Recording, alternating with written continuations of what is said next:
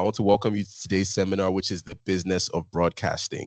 So we're here to explore the dynamic world of broadcasting and all the essential elements that make it a viable and influential business. Now, like I mentioned already, I'm not here by myself. I'm here with a very special speaker. And before I actually bring her on, I want to just give you a brief reading of her bio because it is quite extensive and it is important that we get to know her before she begins. So our speaker today is the Director Commercial and Communications at News Central TV with over 2 decades of experience in media, communications, and financial services. She was part of the founding team at News Central TV and has been crucial in its growth since the beginning. Her expertise includes strategy development, sales leadership, and brand positioning. She's committed to building commercially successful, socially relevant, and transformative organizations. I'm very excited to have here with me today Mrs. Rosemary Egabor-Afolahan. Welcome, madam. Thank you very much. Thank you very much, Deji. It's a pleasure to be here, and I'm sure we're going to have a fantastic session. Definitely. Likewise, on my end, I believe the same thing. So without any further ado, ladies and gentlemen, we're going to get into the main festivities of today, or activities, I should say. I'm so used to hosting that I call everything a celebration. But let us get into the actual activities and agenda that we have for today. Rosemary, at this point, I'm going to defer to you. The floor is yours. Let me open your slides as well to ensure that we can all see. Thank you. So you're welcome, everyone. Welcome to this session. I promise you that, and I'm hoping though, that when you're done with this session, we would have a different perspective as to the broadcasting industry, specific TV and radio. 2 months ago, about 3 months ago, I had the PAU alumni team visit me at my office, and we got talking. And I told them, I said that, there are a lot of challenges in the media industry, but I think that one thing we need to do, when I mean we from the educational side, the school needs to do, is to not just teach students how to become creators, create the content, write the scripts, do the copywriting, but we need students to also understand the business of broadcasting. And I think that when we do that, we will have more sustainable media organizations in Nigeria. That's a major issue we have in Nigeria right now. A lot of the media businesses start, and after 5 to 10 years, they just die off, And that's because most of the times we have people like us, we have that technical know-how, we understand the creative parts, the production parts, but the business side of it, how to sustain the business, how to sustain the newsroom. You keep hearing me talk about newsroom because I'm coming from the news side of things, how to sustain the newsroom, how to sustain production is not there because we don't understand the business side of it. There is a need for people like us, that have studied media and communications, marketing and communications to be able to run media businesses, to be able to sustain it and not leave it in the hands of politicians, not leave it in the hands of non-professionals who understand the power of media to begin to run media businesses. I was mentioning that there are a number of media organizations that have started up really well, and after 5 years, they died off, And you still have media businesses today that are running, they're just, they're floating, but they're not making impact. And that's because the money is not there to sustain the business. And that's because they don't understand the business side of broadcasting. So that is one reason why that it was important for us to, have this conversation. Another reason why we needed to have the conversation, I mentioned that, we need sustainability in the newsroom. News people need to run their business, but for them to do what they do, you need finance, you need funds to sustain the newsroom. One of the major functions of media is to inform. If the media room is not funded adequately, there will be that inability for them to continue to inform the public. And when the public is not rightly informed, what happens? Misinformation. I mean, social media now, you hear every source of fake news. And so if we don't understand the business of broadcasting, understand how we can fund our media organizations, you will then realize that the newsrooms will be unable to do their function. And that means that society will be misinformed. Now, profitability versus accountable journalism. I mean, accountable journalism is when we're able to hold those in power accountable. But if there is no money to fund it, you then realize that you are begging the same people you want to hold accountable to fund your business. And when the politicians are the one funding your business, guess what? You can't hold them accountable. So that's why we need to understand the business of broadcasting. And lastly, the business of broadcasting is beyond advertising. And I think that that's what makes we at News Central different. When I recruited my first set of people at News Central, I told them, I said, hey, you are not just a marketing and sales, you're a commercial person. And so, which means that you must be a very strategic person. You must understand from content development to commercialization. And so, it's not just about going to the media agencies to get money to advertise. There are multiple sources of revenue in the business of broadcasting. So the business of broadcasting is way, way, way beyond advertising. Now, I've said that the business of broadcasting involves creating and distributing audiovisual content to a mass audience through electronic means such as radio, television, and the internet. And with the primary source of revenue for commercial broadcasters being the sale of advertising time. But when we mean advertising time, it's not just the adverts. There are other ways that we make money in broadcasting. Now, the business of broadcasting in Nigeria, for you to obtain a license to do broadcasting in Nigeria means that you need to work with the likes of NCC, Nigeria Communications Commission. You need to get a license from them. And the Broadcast Organization of Nigeria, they serve as a coalition of public and private broadcasters in Nigeria. Now, to start a broadcast station business, applicants must be able to submit their application form with supporting documents, including proof of incorporation, tax certificates, and of course, payment of licenses. I'm mentioning this because sometimes it can be a little bit difficult in Nigeria. It shouldn't be that difficult in Nigeria, but unfortunately, we know the environment we are in. Some of these things that should take like, maybe 3 months, sometimes will take about 2 years. Sometimes we take about 3 years, 4 years. Someone is seeking for license to broadcast, and then they will tell you that unfortunately there are no available licenses, and then you realize that you have to buy off license from another person or rent license from another person. It can be ridiculous, but I mean, I'm hoping that the NCC are going to make things better with support from the Broadcast Organization of Nigeria. Now, there are types of broadcasting. I'm on the next slide. There are types of broadcasting that some of you might all know. We all know the traditional source of broadcasting, and that's TV and radio. Everyone knows that. Okay. But of course, you also, with the change thanks to digital, of course, you have the online streaming, you have Netflix, you have YouTube, you have podcasts. So when I'm telling people that you can watch News Central on DSTV channel, blah, blah, blah, I'm also telling them that you can also watch News Central live on YouTube as well. You can also watch News Central live on OTT. That's what's I've forgotten the full meaning of OTT, but the likes of Netflix and all of that, you can watch News Central on all those platforms. So thankfully, we have innovation, and there are multiple ways that you can also watch broadcasting stations. So of course, the evolution of broadcasting, we have moved from the days of the analog. I don't know, me, I'm a 1980s baby. I mean, Deji, are you a 1980s baby? I'm Or a you're 90s baby. 1990s or 90s? 90s, right in the So middle. during our time, remember all those, director, during our time, when you want to switch on the TV, you see all those yellow, blue, red. Yes. Definitely. And then you have to get your antenna. Sometimes your antenna is not working. You begin to adjust the antenna, because you want to get network. Thankfully, we're not in that.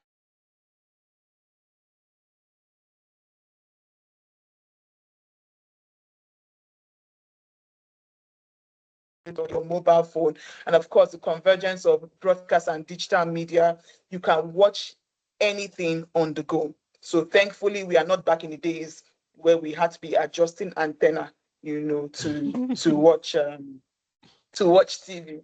So I mean, the key aspects of the broadcasting business, you must understand that the major thing in broadcasting is creation of content. What are we doing? We are producing content. We are producing news. We are producing programs. We are producing content for entertainment. And when we produce those content, what are we doing with those content? We want to distribute the content, transmitting the content to a large widespread of audience, either through terrestrial TV, satellite, cable, or internet-based channels, okay? And why are we distributing this content? We're distributing this content for information, for education, but most importantly, we're also distributing this content to generate revenue. We're distributing this content to generate revenue. I mean, except the likes of BBC, where they are backed up by government, of which I heard that there's been changes now. Everybody needs revenue. Every broadcast organization is generating content for the purpose of making money, okay? And so the revenue generation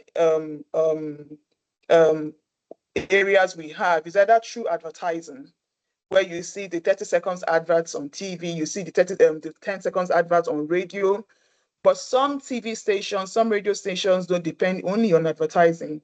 Of course, they depend on subscription as well. There might be some special content that TV owners, TV platforms and radio platforms, podcasts, online will put up, but it's going to be based on subscription. And so they are saying that if you know you want to have access to this content, you need to subscribe and then you pay for it. I know that the online guys and the content creators online, they do a lot of that, you know, the likes of Trude, where you have to subscribe to his content to have access to it. And of course, hybrid, a combination of everything. And that's what we do at New Central. We operate a hybrid business model system. So we're not just depending on one source of income. We're using every source, you know, to generate revenue to sustain the business. And you also have the likes of public funding, where most times young content creators that don't have the necessary funds to create content come out to the public to say, hey, this is what we're trying to do. We need public funding. I don't see that much with big organizations, but I see that more with independent content creators. And of course, content licensing. I can have an idea and license another organization to be able to create that content for about 4 years. And after 4 years, I say, hey, I'm taking my license back. The period you've paid for this license is over.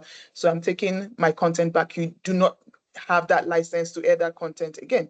Let me give an example. Maybe Nigerian Idols. So the Idols is an international content, but they have given the license to whoever is operating it in Nigeria to say, hey, you can run the Nigerian Idols for about 5 years or 10 years, after which the content does not become yours again. So those are just different key aspects of the broadcasting business. And of course, I had mentioned before the technology and the platforms, is TV, radio, newspapers, over the top. I was trying to remember OTT, over the top, delivering content using internet. And of course, digital, YouTube, the website, the social media, and the podcast as well are all the technology and platforms in the broadcast industry. Now, it's important for us to look at the market dynamics in the broadcast industry so that, you know, if you're thinking of going into the business, you understand what competition is like, you understand the disruptions in the market, you understand the business strategy, you understand the whole market from a 360 degrees angle so that you know exactly what you're going into. Now, I mean, competition is quite intense in the broadcast space because everybody is trying to secure audience.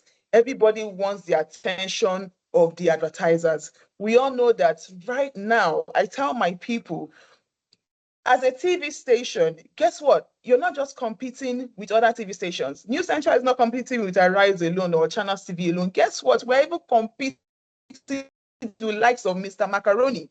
We are competing with the likes of La Sisi. We are competing with the likes of Lawasabi, or what's his name again? You know why? Because we are all dragging for the same eyeballs. We want Deji to watch our content. We want Bumi to watch our content. We want Christine to watch our content. Everybody is fighting for the same audience. So competition is very intense. It wasn't like back in the day where it was just Channels TV and probably 2 other channels, and there was no internet, there was no social media. Everybody was forced to watch by 4 o'clock. But now I can pick up my phone early in the morning and I'm watching any content I want to watch. So if News Central is going to get my attention, they have to be doing something fantastic. And that's where we talk about content strategy. They have to be doing something very fantastic to be able to get my attention. For me to drop a Mr. Macaroni and say, I want to watch News Central TV. So the competition is quite intense. And of course, digital disruption, the internet has been a major disruptive force, whether we like it or not, compelling broadcasters to adapt to their business models to remain relevant. And so that's why now you will not just see News Central on DSTV, on GoTV, on StarTimes. We are now on YouTube Live. You go to YouTube and we are live on YouTube. You can watch us. So anywhere you go, we will follow you. I think News Central, I mean, I'm not trying to brag about my platform, even if I should be able to brag about my platform, but News Central is the only news channel that is also broadcasting on almost every social media platform. So you go to Instagram, we're live. You go to Twitter, we're live there. We go to Facebook, we're live there. This is us adjusting to the new innovation thanks to digital. Okay, so we have multiple platforms that you can watch on. Of course, content strategy, I'd mentioned it before. Successful businesses require a compelling story, a compelling strategy. We must be offering if you want to run a media business, you must be offering your audience something unique. I always call it the X factor. If a program is not giving me the X factor, then there might be nothing that would drag an audience from your competition to come and work with you. So if you know you want to be successful and you want to run a successful business, successful broadcast organization, you have to understand content strategy. And I think I'll be talking about that in a few slides, so I don't have to waste your time on that. And of course, the key players in the broadcast industry, I mean, the likes of traditional BBC, NBC, ABC, News Central, Channels TV, Arise TV. I mean, those are the traditional guys. And of course, you have the streaming services, Netflix, Disney, Amazon Primes, and of course, our content creators online that are doing fantastic work, and making we broadcasters work much, much harder than we've been working before now. And of course, I mean, I had mentioned before, media brands and their revenue streams. I mentioned advertising, subscription, the hybrid model, and of course, the grants. That is an area a number of small, medium, and large media organizations do not know that they can get money from. There are several organizations that give grants for specific purpose. I'll give an example. The likes of MacArthur Foundation. MacArthur Foundation, you might want to research them after this session. MacArthur Foundation, they focus a lot on investigation. They focus a lot on investigation. If you have an investigative piece that they believe that would transform society, will add major impact and be able to hold those in power accountable, they will tell you that they are interested in it. So you come up with your concept note, you come up with the ideation, and then you sell it to them, and they will support you by providing you with a certain amount of money that they believe is necessary to support you in producing that content.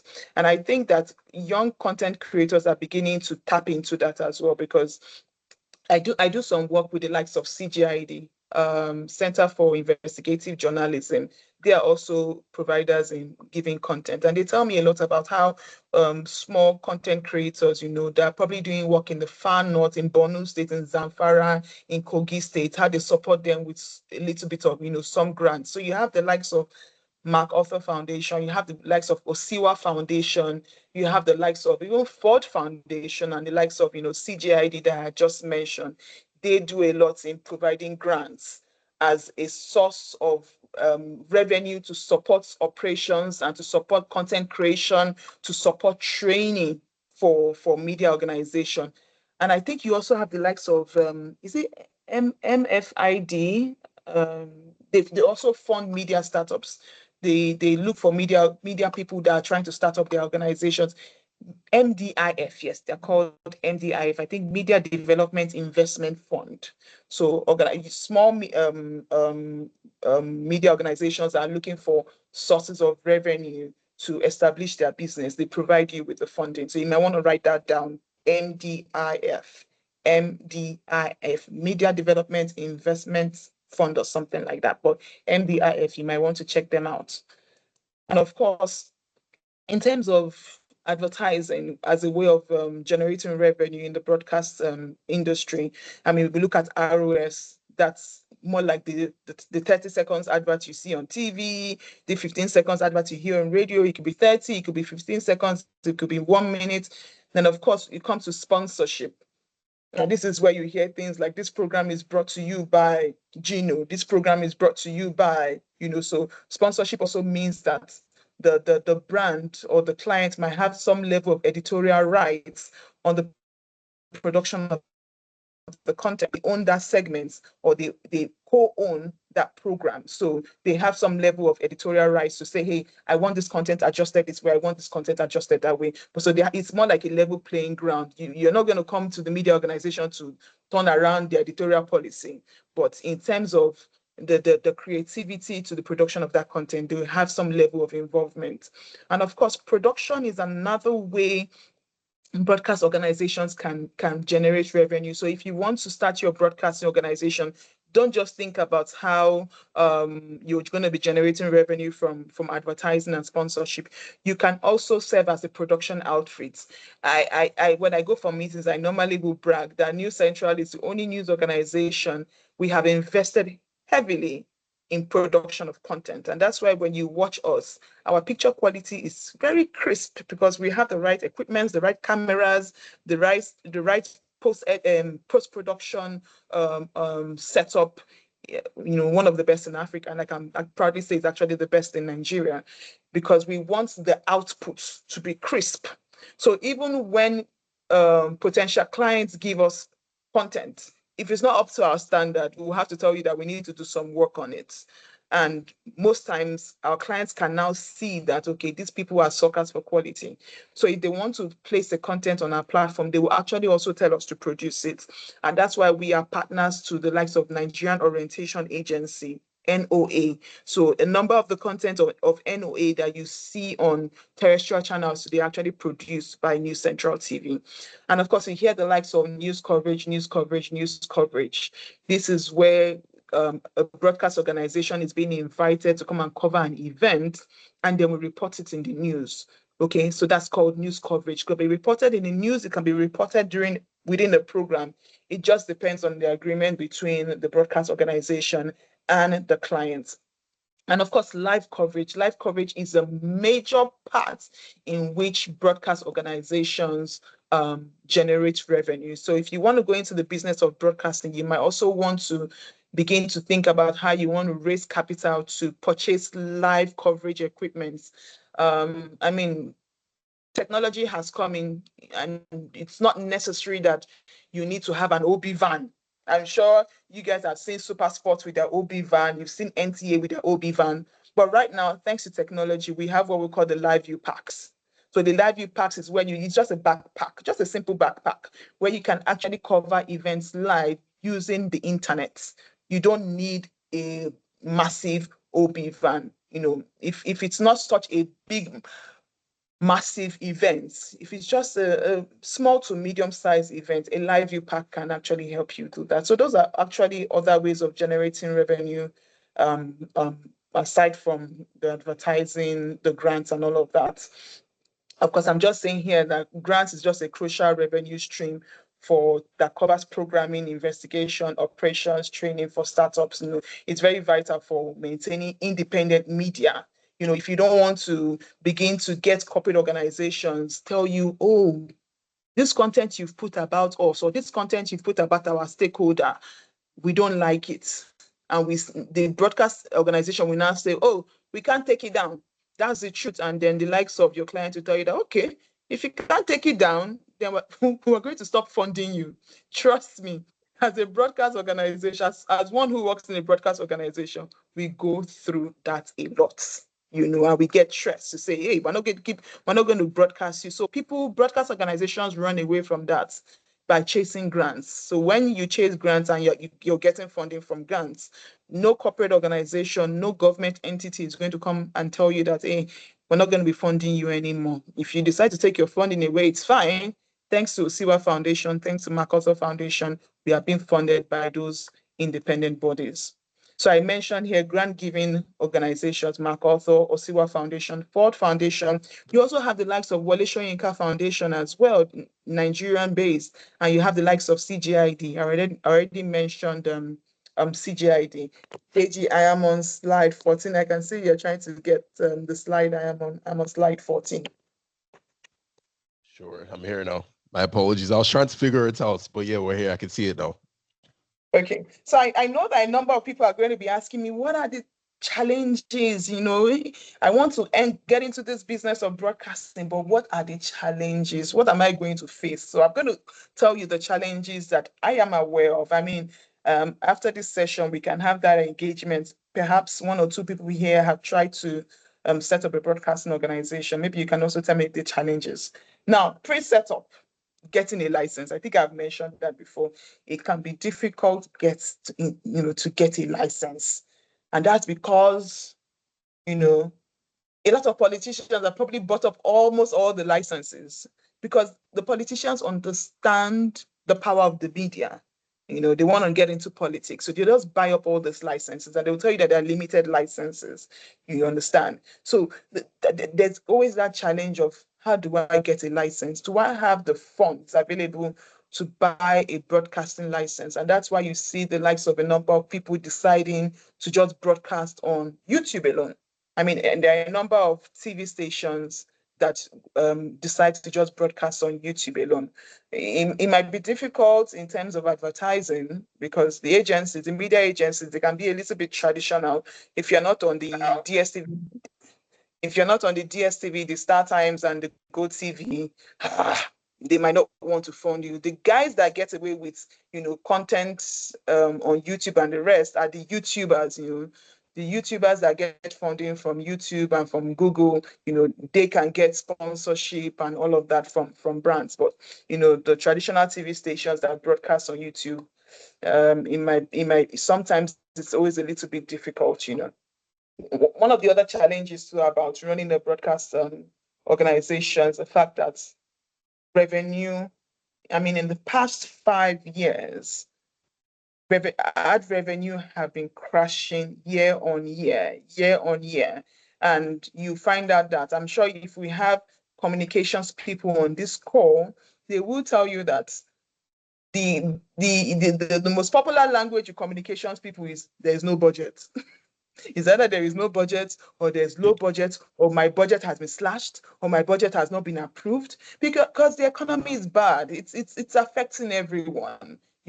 So organizations keep slashing budget, slash and slash and slash and slash. And what does that mean? That means that the amount of money you would give a TV organization keeps reducing by the year. And if it keeps reducing by the year, how do media organizations sustain themselves? So that's a challenge. And that's why only strategic organized business and media organizations will survive. You need to think about alternative ways to generate revenue. You need to think about alternative ways to direct traffic to your platform so that the media buying agencies will not be able to look away from you. They just have to work with you no matter what. And of course, high production costs. That's a major problem in the broadcast organizations. But thankfully, we have some mobile phones that do some fantastic production. And that's what we talk about, mobile journalism. We have some nice phones. I'm not here to market anybody's phones, but we have some nice phones now that when you see the picture quality, fantastic. So it's not necessarily that you have to buy the Blackmagic cameras, the Canon cameras, the Sony cameras, 5 camera setup before you can produce content. Yeah. Now with your stick and your good phone and your lights, you can produce good content. So thanks to that. Okay. But there are some high level production that some clients can tell you that, okay, this is sort of production we want to, then you have to have that level of camera setup. That level of camera setup. I've had a client that told me, Rosemary, we need to produce this content. I want a drone and I want your people to use a Blackmagic camera because they know the kind of picture quality that will come out from shooting using a Blackmagic camera outdoor, not indoor. Indoor, you can get away with Sharp, with Sony, you can get away with Canon. but outdoor, and they were specific about it. What about if I didn't have a black magic camera? I'll probably have to rent. So that contributes to the high level of production. Another challenge, I have spoken about it before now, there is more and more and more content everywhere.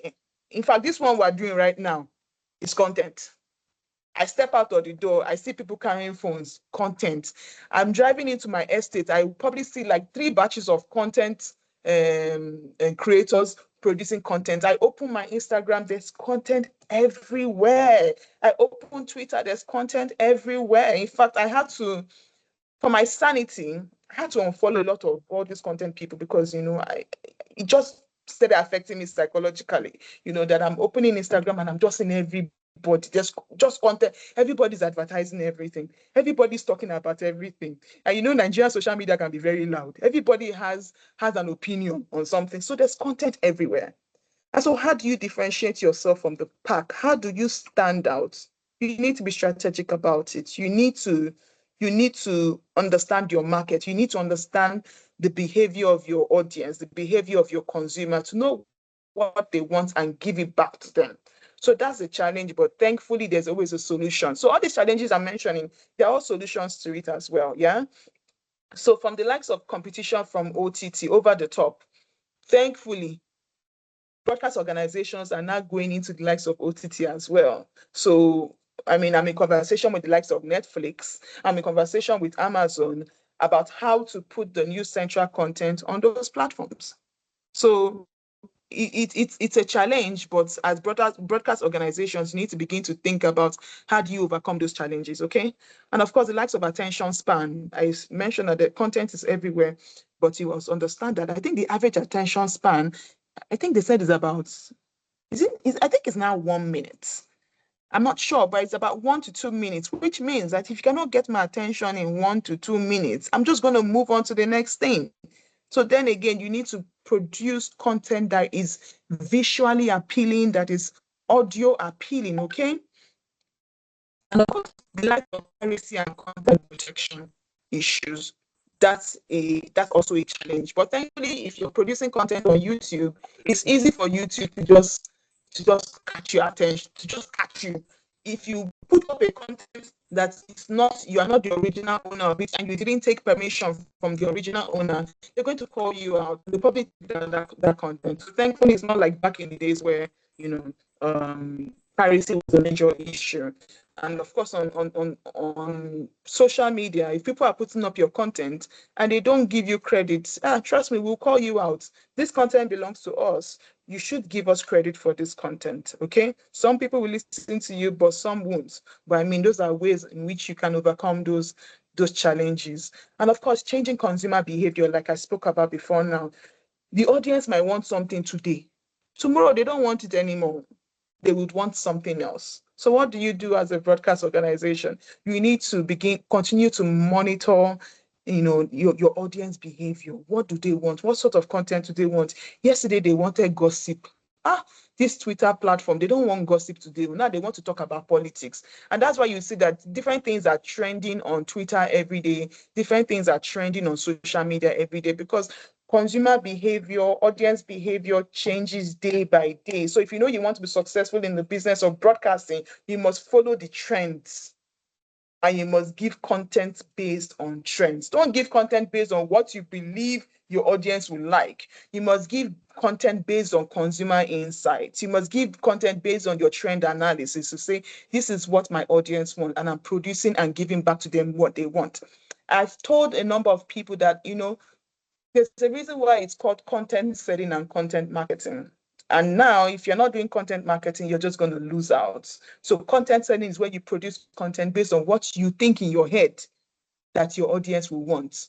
So you produce it based on your own insights, not based on market insight. But now, those that are successful in content and even in broadcasting are those that understand what the market wants, those that understand what the consumers want. So they go and do consumer insights, they do market insights, and they say, hey, okay, this is what the market wants. And they say, team, let's come together. We have done our research and we have found out that this is what the market wants. So therefore, we are going to produce content based on market demands and not produce content based on your own demand. Okay, I hope we got that there, because that's very important.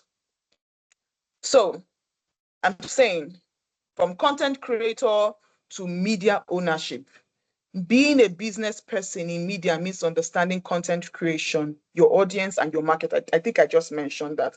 I tell my people in the commercial department that if you are not a strategy person, you might not be able to survive in the commercial department of News Central, because for you to sell content, you must understand content. So you come to News Central and you realize that our commercial people understand production, they understand scripting, they understand copywriting, they understand even how to use a camera to an extent.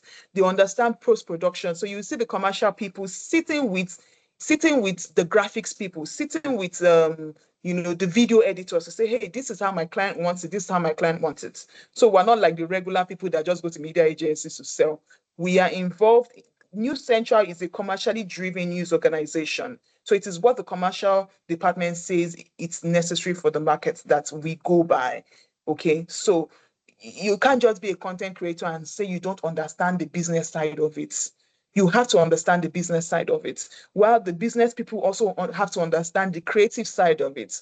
Once you have that balance in your broadcast organization, trust me, you'll be walking to the bank. So gone are those days where the creative people will say, we were creative people, our own is to create business, go and do your own. Then the business people say, hey, our own is money, you people should just do your own creation. Our own is just to make money. No, we're merged. The creative people have to understand the business side of broadcasting, and the business people also have to understand the creative side of broadcasting. That's the only way we can make money. Okay. So, I mean, for people to move from content creators to media owners, media ownership has to be a curriculum in our school. Director, I'm hoping that that's a conversation you're still having with the school. Let's not just talk about advertising. Let's not just talk about crisis management and communications. Let's talk about the business side of it. And that's the only way we can have our people graduating from Pan Atlantic University owning media organizations. I know that a number of them are doing fantastically well with online content creation. But the real platform that moves society sometimes is, unfortunately, the traditional media platform. So let's not just have our content, our students, on online platforms. Let's begin to think about how we can have our students own massive news organizations that can truly transform society, that can really move things around in government. Because at the end of the day, the government people, they will say, oh, you're just making noise on social media. They will still come to the likes of us as news broadcasters to say, hey, this is what we want, this is what we want. And we must continue to hold them accountable to say, hey, it's not going to be this way, it's not going to be this way. So we need our students to get into that space, So most schools, I said, in most schools, teach how to be employees, enough of being an employee of a politician. Now we need to take ownership where those politicians are taking ownership.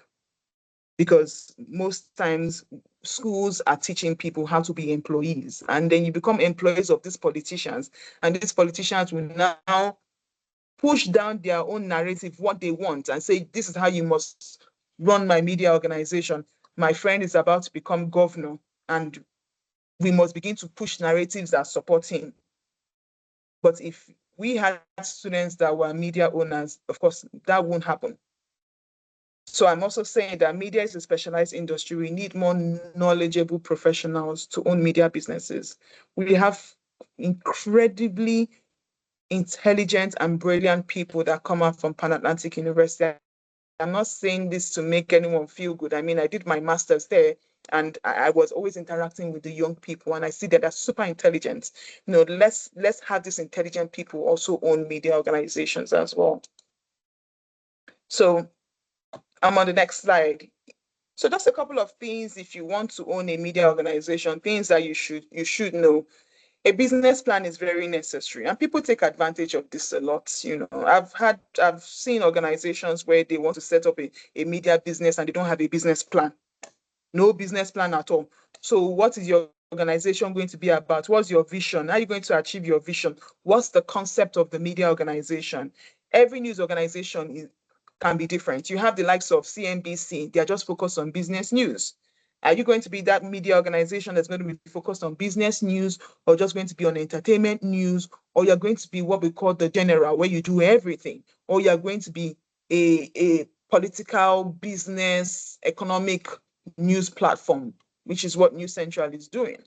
So you must be able to understand from the get-go what your idea is of running of what sort of broadcast organization you want to have.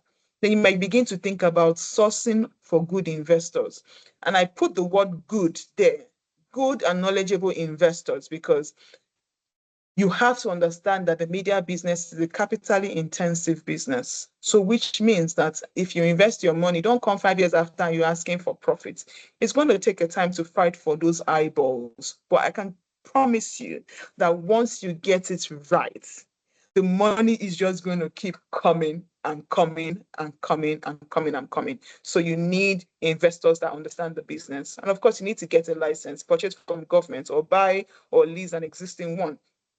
And then you need to begin to think about your technical recruitment, the back end. You need to recruit your technical team, set up technically. Then you begin to think of full recruitment. Then when you've done your full recruitment, you begin to test your content. It's always important that you test your content online first. That's what we call market testing. Test the content online first. Make your mistakes. Adjust yourself. And then when you launch on the likes of DSTV, StarTimes, you then begin to think about how you want to direct your traffic from YouTube to the traditional satellite platforms, and how you want to merge those markets together. So you will have loyal watchers that if they cannot watch you on the satellite platforms, they will watch you on TV, on online, on YouTube Live, on your mobile phone, or wherever.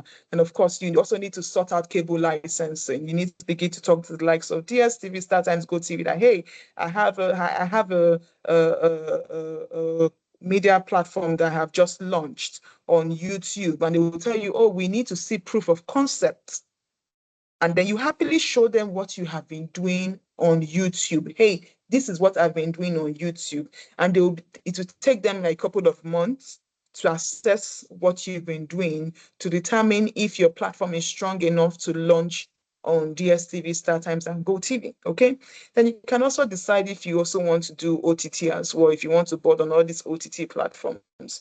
You have the likes of Avo TV, you have the likes of Limex TV, that media organizations, like news organizations like News Central, are also on that platform as well. So now we're talking about building commercial value in broadcasting. Everybody can be a broadcaster. In fact, all of us here, by the time we finish this session, we can just decide that, well, you know what, let all of us set up a TV station. And then maybe somebody's uncle here can give us a license to broadcast. And then we just start broadcasting. No direction. But or there might be no direction, or we might have direction as to the type of content that we want to broadcast. But we're not thinking about commercial value. Everybody can produce good content. You know that there can be some content that have fantastic picture quality, but there's no commercial value. And that's where you hear me, my team, they hate it when I say it. I will just tell them, this content is not commercially viable. It's not commercially viable. You've produced something that looks good. You spent money on production, but this content is not commercially viable. That is to say, this content will not work well in the market. It's not going to bring me return on investment. So as we begin to think of owning broadcast organizations, we must begin to have it at the back of our mind that we are business owners and we need return on investment. And for us to get return on investment, we must build commercial value in every content we produce. And so when I say building commercial value, first of all, what are you selling? You're selling content. Every broadcaster is selling content. Okay? What are the yardsticks for sales of content? It is eyeballs. How many people are watching your content? How many eyeballs are watching your content? We have what we call the AMPS report that determines the performance of every broadcast platform month by month. How many eyeballs are watching your content? The business of broadcasting is a game of numbers. It is a pure game of numbers. Okay? Hope is not a strategy in this business of broadcasting. So you cannot come and tell me, we hope, we hope. Hope is not a strategy. The eyeballs, to get the eyeballs is the main strategy. Okay? So to build commercial value means you must be solving a problem. Every innovative organization that has succeeded in this time or in the past understood the gaps in the markets. And so whatever they were providing was a solution to that gap. So as a broadcast organization, you must understand that the content you are providing must be solving a problem in the market. Which means that if you're going to be having a broadcast organization, you must have done your research. What is the gap? You do your SWOT analysis, strength, weakness, opportunities, and threats. Opportunities is where you find the gaps in the industry. The weakness of your competitor is where you also find the gaps in the industry. What is it that this broadcast organization is not doing that my organization, can do and do it better? So as a broadcast organization, it's content. What is your content providing? Is it providing happiness? Happiness that cannot be found on any other platform. Is it providing education? Education to the society that cannot be found on any other platform. Is it providing comfort? Comfort that cannot be found on any other platform. Is it providing timely information? News on the go that cannot be found on any other platform. Funny enough, is it providing gossip? Nigerians, we like gossip, don't worry. That's why the likes of Linda Ikeji is making so much money, because she understood the power of gossip. Nigerians like gossip, and she niched on that, and that is what Linda Ikeji is all about, and that's what the likes of Instablog and all of that is all about. So your broadcast organization, what is that problem that it is solving? It is only when you understand the problem in the market that your organization is solving, that's when you can build commercial value. But if you're not solving a problem, I'm sorry, you're only going around doing activity. And that's what I call you are faffing around. Is that all activity? You are not being strategic. It's all activity. Now, there is what we call what makes your content different from the others. And I'll give kudos to my colleague. He was able to put this together by calling it the FIRE strategy. The FIRE strategy. And that's what we use in pushing the new central brand. What does FIRE mean? Fresh. We make sure that what we're pushing out is fresh. You cannot see it on any other platform. If you see it on any other platform, trust me, we're telling it in a way that is far different from other news platforms. Your content must be interesting. It must be interesting for people to want to watch. Whether it is news you're doing, or comedy you're doing, or gossip you're doing, or education you're doing, it just has to be interesting. And that's why you hear the likes of media owners say we need to appeal to the Gen Z audience, Gen Z, the almighty Gen Zs. How do we create this content in such a way that it is appealing to the Gen Z audience? And I must tell you that news is a very tough sell. It is a very tough sell. So we had to begin to think about how do we put news together in a way that it's appealing to the Gen Zs, that will make them turn their heads from a macaroni to news. And it's important. If we know we want to grow in this society and we want to be able to fight the issues in society, you must be able to consume news. Because if you're not backed up with information, backed up with news, then how can you even fight and hold those accountable? So interesting is an important part of creating content that's different, creating commercial value. Your content must be relatable. There is nothing as good as pushing your content somewhere online or on TV and people can relate to it. The more people are able to relate to your content, the more people will want to watch your content. And that's the truth. Engaging. People must want to engage with your content. They must want to like, They must want to comment.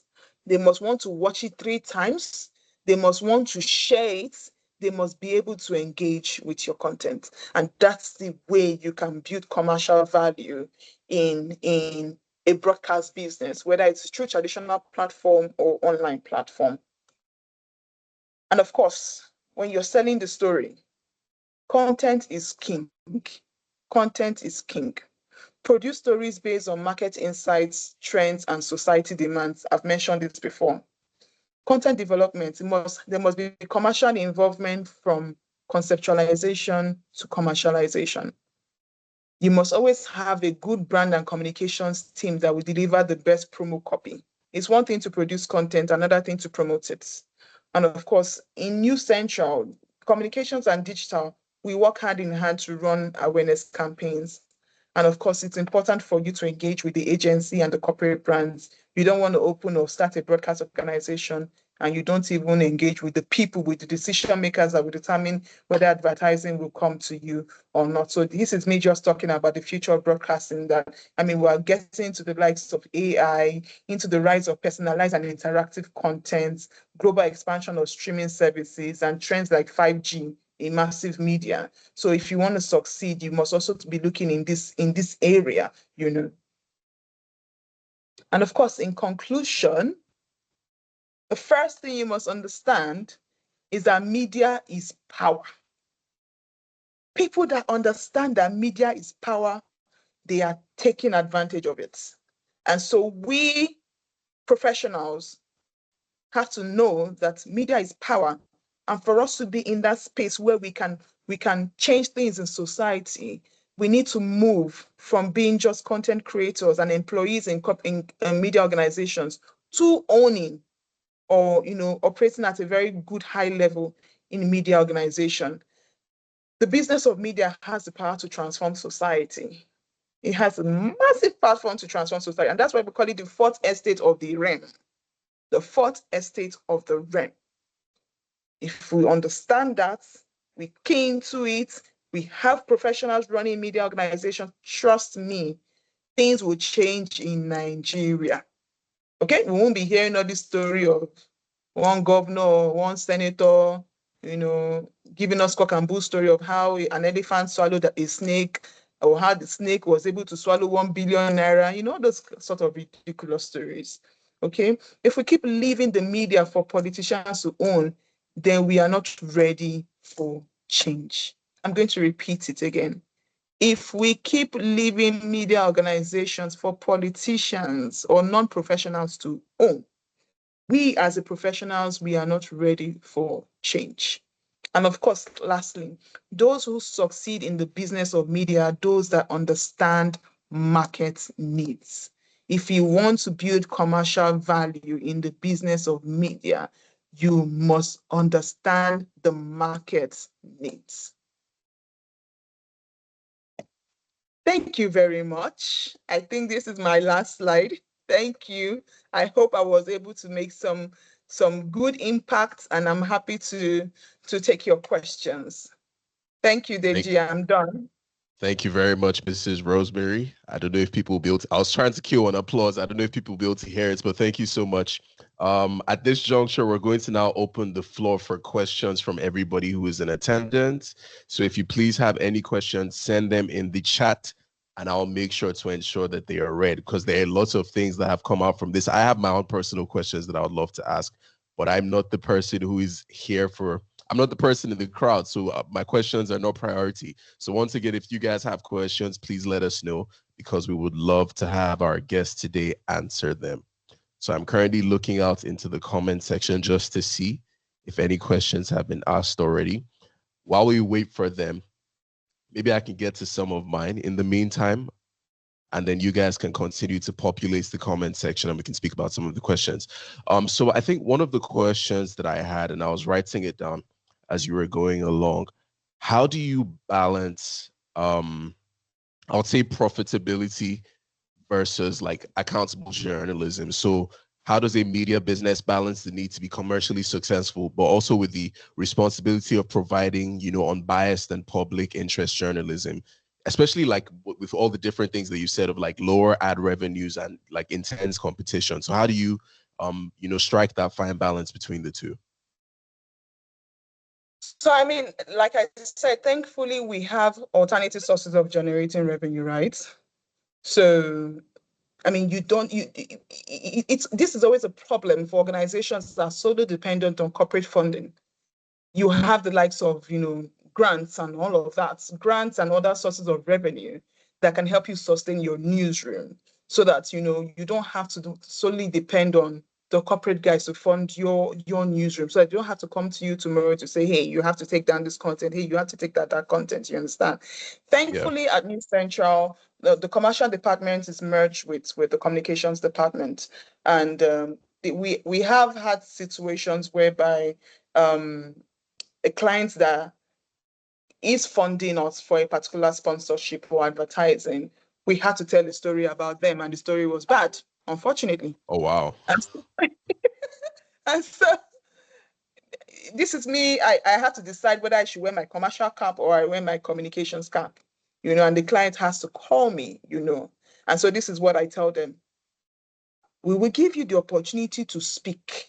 The platform is readily there available. If we take down this story, it then makes us look like every other media organization. So we will give you the opportunity to speak and to defend yourself. That's the best we can do. Because one thing that sells News Central as a brand, sorry, I keep mentioning News Central because that's the brand I represent. One thing that sells News Central as a brand is integrity. What we're selling is integrity. What we're selling is courage. What we're selling is accountability journalism. So we cannot shake out of that. That is who we are. So the best thing we're going to do for you is to give you the platform to defend yourself. And I think that has worked for us, really. That has Awesome. worked for us. Yeah. Awesome. Yeah. Somebody in the comment section has asked, is there, well, the first and foremost, they said, thank you so much. Her name is sorry, I apologize if I mess up your name. I'll say Dami Fogo Adeshinyo. And she says, thank you so much for your time and knowledge shared. Is there any way we can get the slides? Oh, sure. Sure, Deji. We can definitely share the slides with them. For sure. We will be doing that. I guess in lieu of other questions, I wanted to do another follow-up because while I was listening to your presentation, this is one that stuck out to me. You mentioned how there would be occasions when your creative team would approach you with a piece of content and you would say, this is really nice content, it's well shot, well produced, but it's not commercially viable. I guess my question then would be, what are some of the things that you look out that catch your eye as regards commercial viability? So what differentiates a piece of content that might be aesthetically pleasing versus one that is more commercially viable? So what are those, I guess, connective tissues that ensure that a piece of content is commercially viable? So I had mentioned earlier what we call the fire strategy. The fire strategy. So the first things first, I think this was a challenge with I and my team when we first started. So now going forward for the past 2 years or 3 years now, before the content people, we create any content. And I've told them, before you create any content, come to commercial first. Let us ideate that content. So you don't have to go and waste your time producing a content idea. And then you come to commercial to say, this is it. What do you think? Is it going to work well for the market? So now what they do is that there's what we call a content briefing notes. So you put the content synopsis there, the ideas, the opportunities, the strategy to move it from point A to point B, strategy for commercialization, and then we brainstorm on it before they go ahead to produce it. But if for any reason we do go through all this process and then they still produce it and then it doesn't still stick out for me, then they will have to go back to the drawing board. And so what I'm looking for, is it fresh? Is it something that I have not seen? Or you might be able to be producing a content that somebody has done before, but you've produced it in a way that no other TV platform has produced it before. So it must be fresh, it must really be fresh. It must be interesting. So when I, as a director of commercial, I'm watching a content, I don't watch it as a director of commercial. I watch it as an audience, as a common audience. And if I'm not in, if I don't find it interesting, there's a likely possibility that maybe the rest of my commercial team might not find it interesting. And if we in commercial, we don't find it interesting, then how are we going to sell the content? And of course, if I cannot relate to it, if I call a focus group and the focus group cannot even relate to this content, like you have just conjured one idea. You know how people can have fantastic ideas from space, but it's not relatable.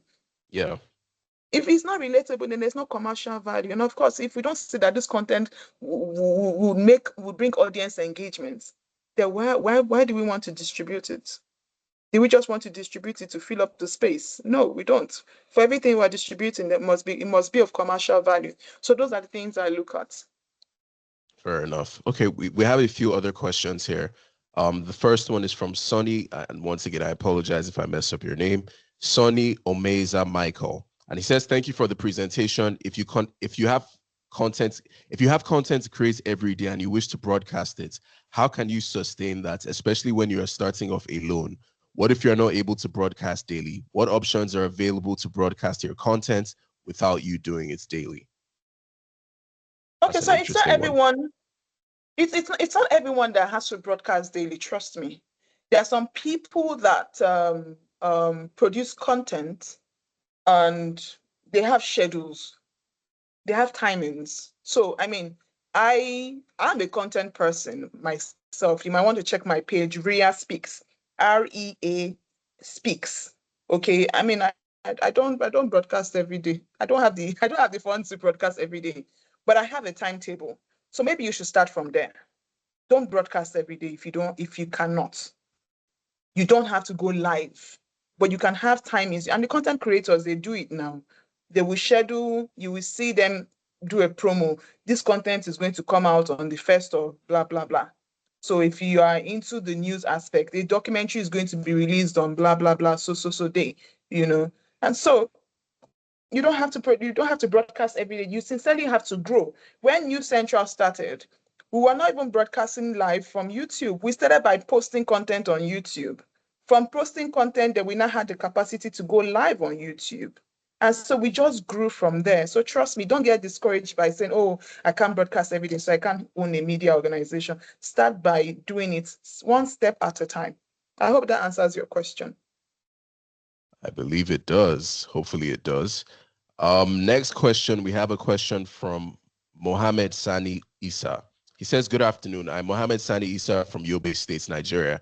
Actually, it's a great privilege for me to attend this webinar. It was so interesting." And then he says, "My question here is about the MDIF.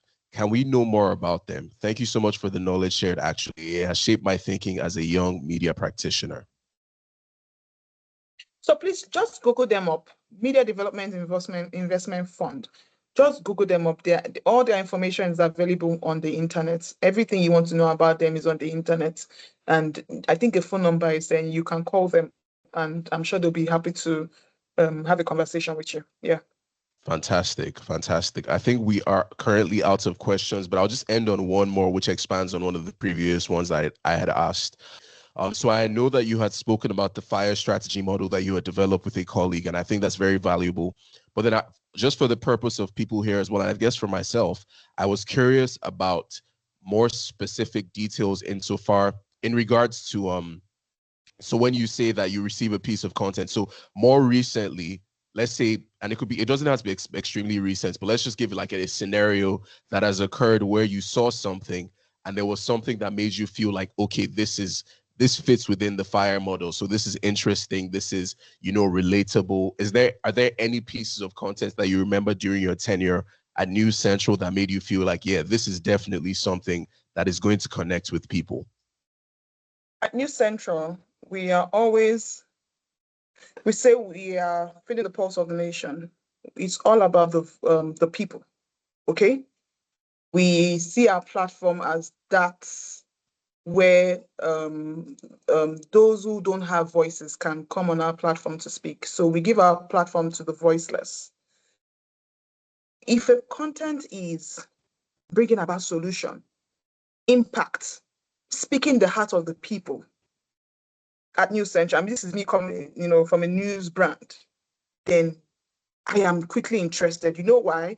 Because I know that it will gather eyeballs. And if it gathers eyeballs, the advertisers are interested.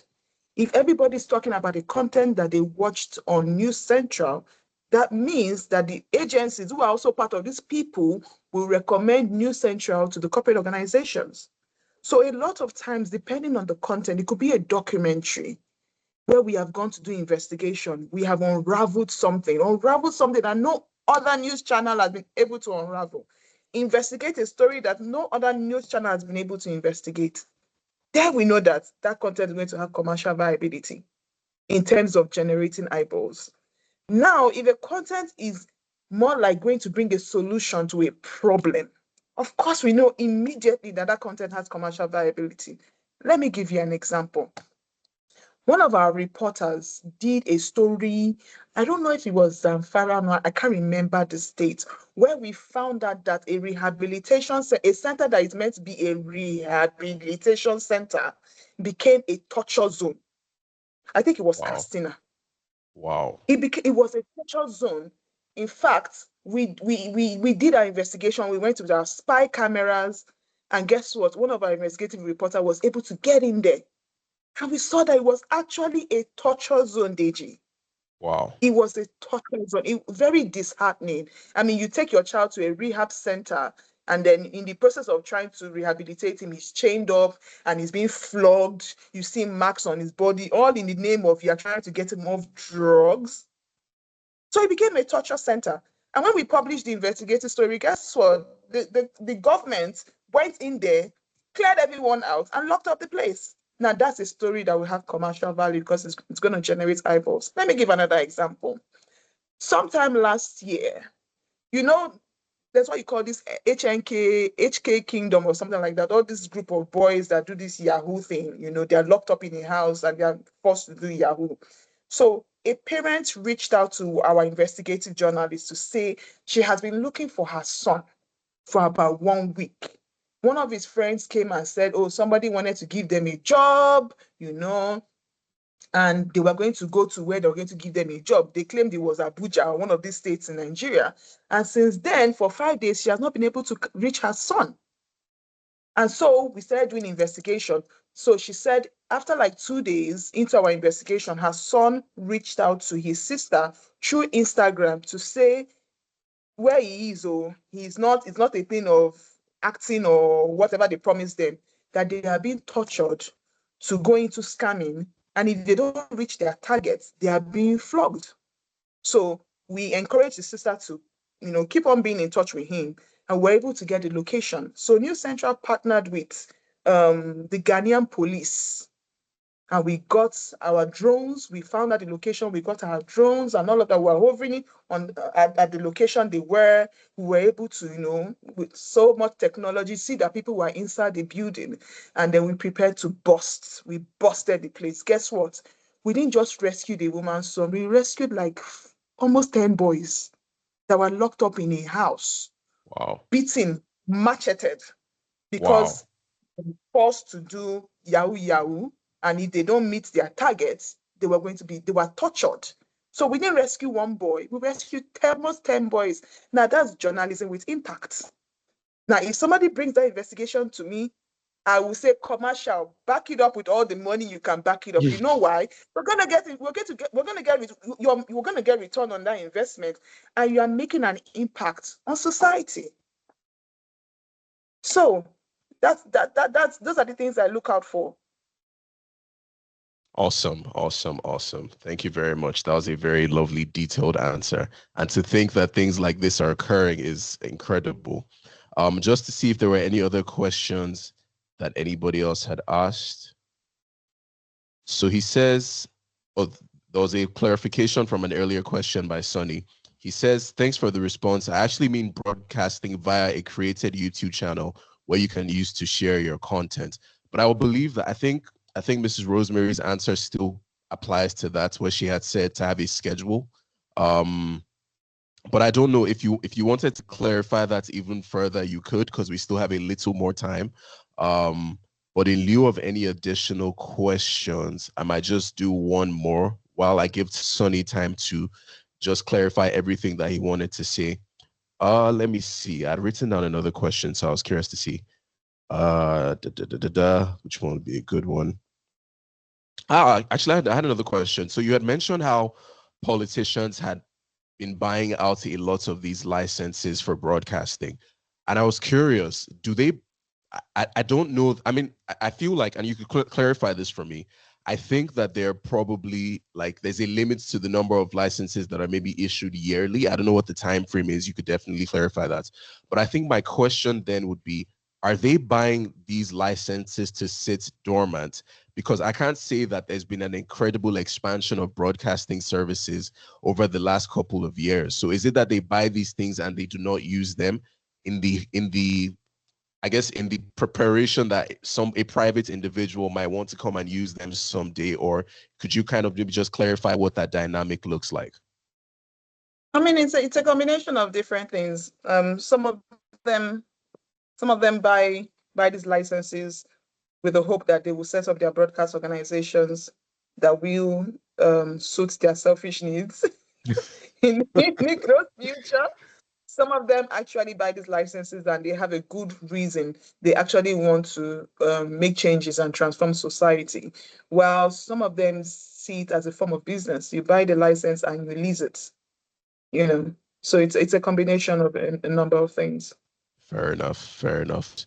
Some Bumi Akinwande says, Sonny, you can remind your YouTube viewers on other social media platforms. You can also run ads on your channel for new viewers. I love that. I love that we're getting contributions from the audience as well. Thank you, Bumi, for that insightful contribution.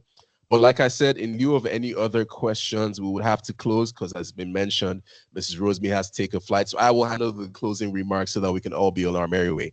If anyone wants to reach out to me, they can reach out Yes. to me on my Instagram page or on LinkedIn. It's at Ria Speaks, REA Speaks. So on LinkedIn, just type in my name, Rosemary Egabor-Afolahan, and I will come up. Just shoot me a message and I'll be happy to engage. Fantastic, fantastic. You guys have heard it all. Thank you so much. Thank you very much for taking your time out. So it's been a very, very truly insightful and compelling discussion that we've had today on the business of broadcasting. We've covered everything from the evolution of broadcasting and I guess the challenges of a digital world now with like OTTs and all the different content creators that we have to deal with. We've also spoken about how there's a critical need for media professionals to become business owners because that tends to, weed out all of the incompetence and maybe some of the, rough edges that tend to occur with people not particularly having a passion for this or being trained for it. And I also just want to say a very big thank you to Mrs. Rosemary because your presentation and your answers have, given us a clear, actionable perspective on this industry that has been dynamic. It's been powerful. I also especially love the real life examples that you had given for, even just elucidating certain things like there being like a torture chamber in Casino, which is something I had never heard about. It's truly insane how much occurs in the newsroom, and we really appreciate you for taking your time out and giving us this valuable information. I would also like to extend a special thank you to Mrs. Nkiru Kachuku, who is the director of Pan Atlantic University's Careers and Alumni Office. We appreciate you. Thank you for bringing together such an event such as this and allowing us to be a part of it. And thank you to the wider Pan Atlantic University community at large. And finally, thank you to all of you who attended. Thank you for making this a very special event. And also we thank you for being engaged and enthusiastic, participating, coming up with questions that have been meaningful and have added to this. Once again, I'd like to just finish by saying that the future of media, depends on knowledgeable professionals who are ready to take on challenges and opportunities. And we hope that seminars like this continue to inspire conversation and even just inspire people to take a stand and to be active participants in the media business. As Mrs. Rosemary had said, it's the fourth realm of the estate, and we want to ensure that the voice of the people is adequately being heard. Thank you once again to Mrs. Rosemary for your contributions and for being here today. And we look forward to, seeing the positive impacts that you all will make in the world of broadcasting. Once again, please look out for Mrs. Rosemary on social media. Connect with her on LinkedIn. I have shared her handle on Instagram in the chat. This is at Ria Speaks. And you can also reach out to her on LinkedIn, as she had mentioned, by just searching up her name. But without anything else to say, ladies and gentlemen, my name has been Deji Oshikara. It has been my pleasure to be your host today. We wish Mrs. Rosemary a safe flight, and for everyone else, have a wonderful rest of your day. Thank you so much.